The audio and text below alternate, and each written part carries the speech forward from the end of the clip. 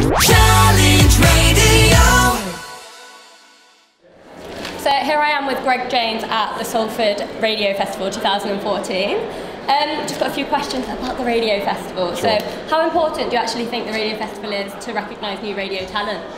It's great. It's a place for radio nerds, really, and for people to shout about their achievements and to get access to these sort of, some would say, elusive bosses, because you've got a session with the biggest bosses in radio. You've got controllers of all the stations, and you've got politicians rocking up, having a chat about whatever they want to talk about. But it's really important. Yeah, it's a huge deal for the radio industry. And why did you want to get involved with it? Because you were on air with Ken Bruce earlier, weren't you? Yeah. Well, I mean, as a radio nerd, I want to be, at my industry's thing. So I'm more than happy to be here. I feel very comfortable in the radio world, and because I like it a lot. I love radio, and I like the people that are in it, and they're all a very nice type of person who are very passionate about radio. It's quite a small industry, actually, comparatively, if you compare it to TV or something, or music. But it's a great industry to work in, and you get these legends just wandering around. As you said, I got Ken Bruce. I just went and played Popmaster with Ken Bruce. Yeah, how was that experience? No, I smashed it. I got 3 out of 3 in the.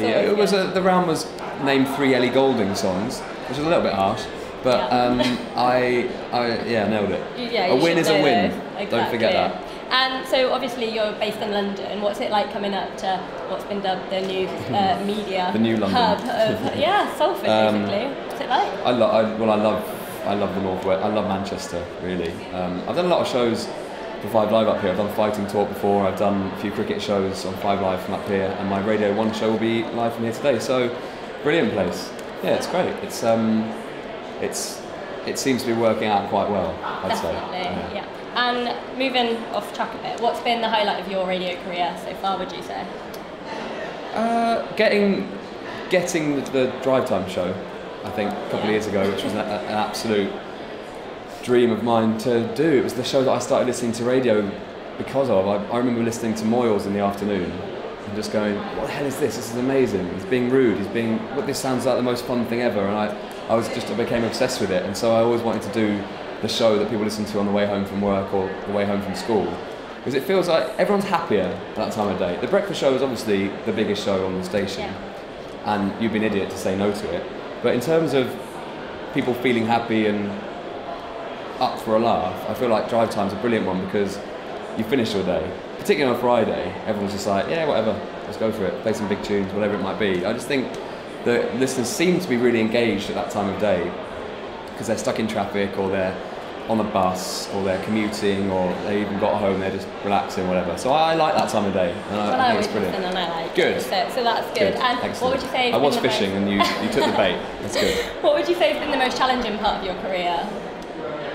Probably starting on the afternoon show when I took over from Edith about 4 or 5 years ago. 1 till 4. I probably wasn't ready for it, but it's always best not to be, because you have to learn really quickly and you're thrown into the deep end. I've always found that's the best way of dealing with stuff. So I wouldn't change anything, but I definitely felt the pressure of that, because suddenly because I was this sort of little knob from student radio, and then I was on Early Breakfast, which was cool, and it was a bit of a cult thing, a bit of a club, small listenership, but really interesting listenership, and a really interesting show to do.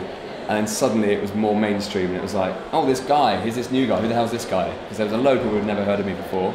So that was tough, because it was just, for a few months you just couldn't win, because if you did too many wacky ideas, you'd be like, who's this wacky, annoying guy? Or if you didn't do enough, you'd be like, hey, boring. So it's very difficult to play it. So I always say it's like meeting new people or meeting a new group of friends, like being a fresher. Yeah.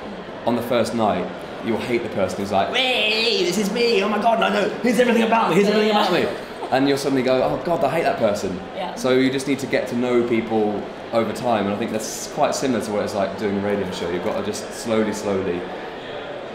let them realise how mental you actually are. And now on Drive Time, I feel like I'm full tilt, which is good. People get it, which is excellent. And where are we going to see Greg James in 10 years' time? Well, I don't know. Well, I'm 28 now. So you're 38. We know 38. that. I don't know. hopefully, I just want to be on Radio 1 as long as possible. Yeah. I'd love to do Radio 2 one day. I think that would be, I mean, who wouldn't want to work on the biggest station? I think that would be a dream. But yeah, doing radio somewhere. Yeah. That's what I always wanted to do. So I think that, yeah. Great. Well, thank you very much. Thank you. Thanks a lot. Oh my gosh. All right. You have to talk to.